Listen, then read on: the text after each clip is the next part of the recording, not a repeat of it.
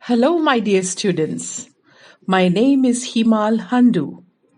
Today I'm back with you all for Class 11 English Core from the NCERT textbook Snapshots.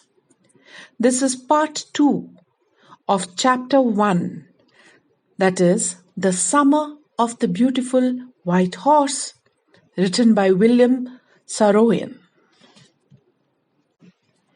In part 1 of our explanation, we talked about the author himself, and we also discussed the theme of the story and also mentioned what message the story was giving us.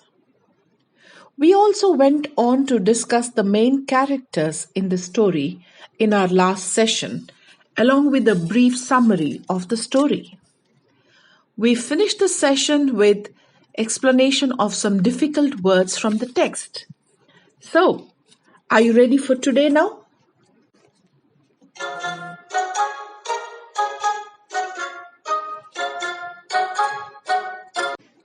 So let's do a little recapitulation exercise now. Let me ask you just 2 questions based on our part 1 session. The first one is, what 2 character traits of Murad are hinted at by the narrator in the initial part of the story?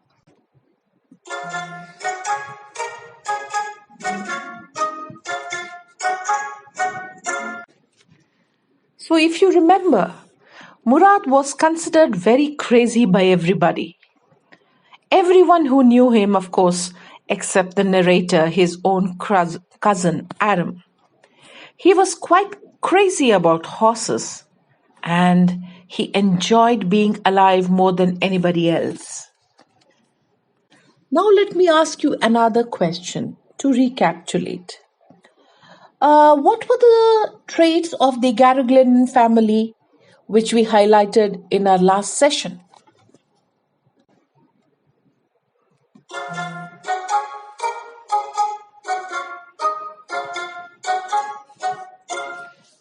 Do you remember now? If you remember, I mentioned that this family was very poor. But the most famous traits that the family had was that they were very honest and truthful.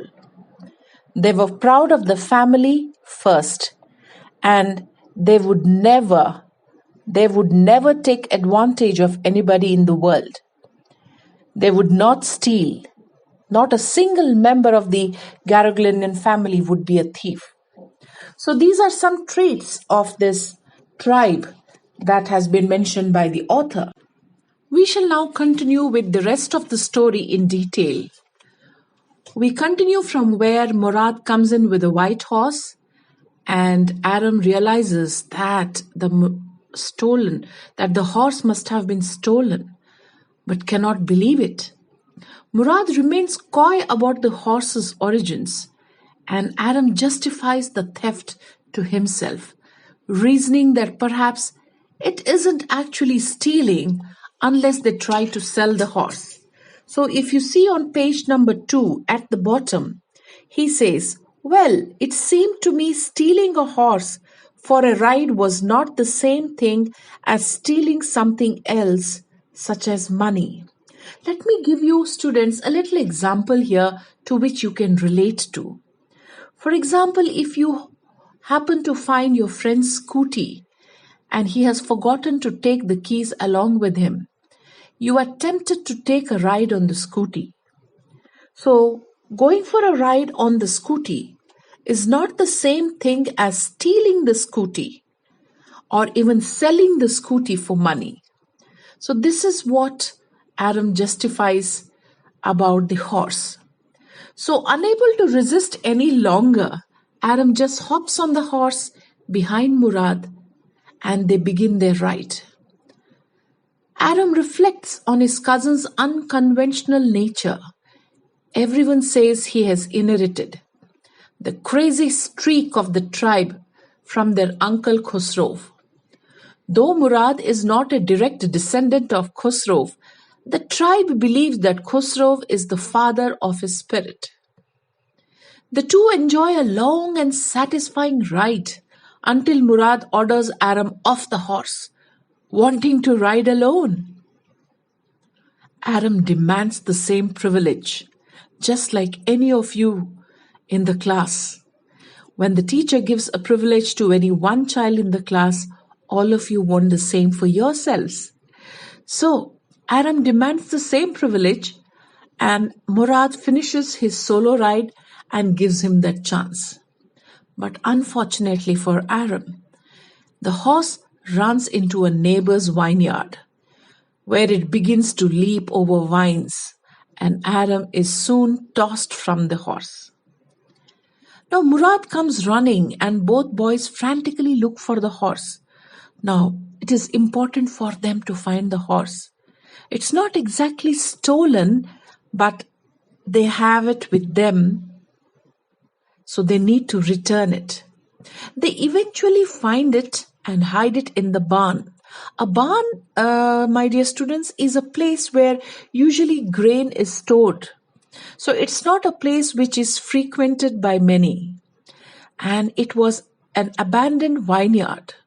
At this point, Aram realizes that Murad has been hiding and riding the horse for some time and has only told him about it that morning. When Aram questions him about this, Murad again refuses to give details, claiming he doesn't want Aram to have to lie if they are caught. So again, the tribal trait of not lying, being truthful, comes up over here. Later in the day, a farmer by the name of John Byro visits Aram's house. Byro mentions that his horse was stolen a month ago and is still missing. Upon hearing this, Aram confronts Murad. He wants Murad to promise that the horse won't be returned until he can learn how to ride.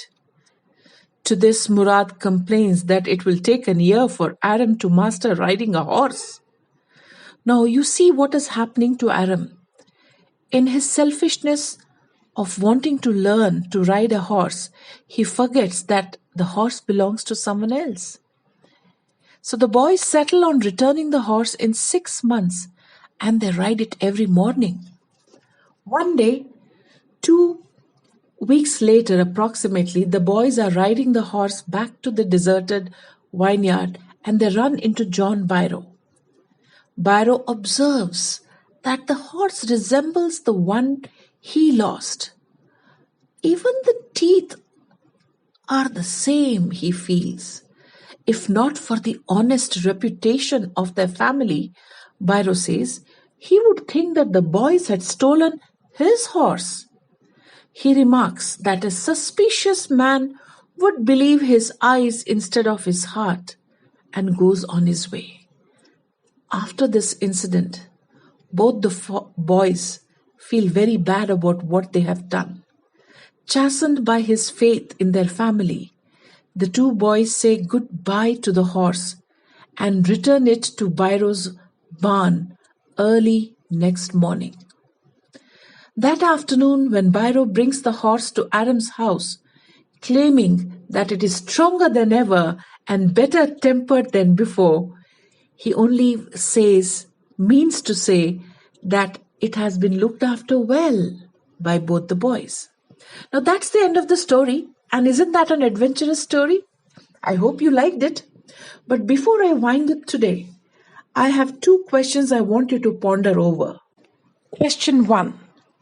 What points were put forward by Aram in defense of Murad's act of stealing the horse? Think about it. Question 2. What do you think induced the boys to return the horse to its owner? I leave you with these two